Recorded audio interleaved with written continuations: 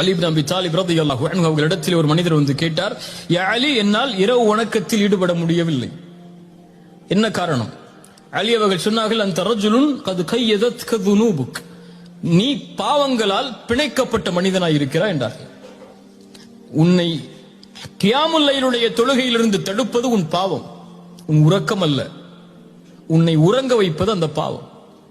அஷ்ஹது அல்லா இலாஹ இல்லல்லாஹ் அஷ்ஹது அன்ன முஹம்மது ரசூலுல்லாஹ் என்று ஃபஜ்ருடைய அதானை உன் காதில் விழாமல் ஆக்குவது உன் உறக்கம் அல்ல, உன் உள்ளத்தில் இருக்கக்கூடிய பாவம்.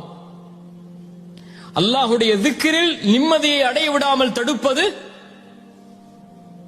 உன்னுடைய காது அல்ல, உன் உள்ளத்தில் இருக்கக்கூடிய பாவம். உலக வாழ்வில் எது நடந்தாலும் இறைவனிடமிருந்து அது உன்னை தூரமாக்கினால் நீயாக தூரமாகவில்லை, உன் உள்ளத்தில் இருக்கக்கூடிய பாவம் அல்லாஹ்வுடைய அருளை தடுக்கிறது. பாவத்திலிருந்து விடுபடாத வரை சோதனையிலிருந்து விடுபட முடியாது.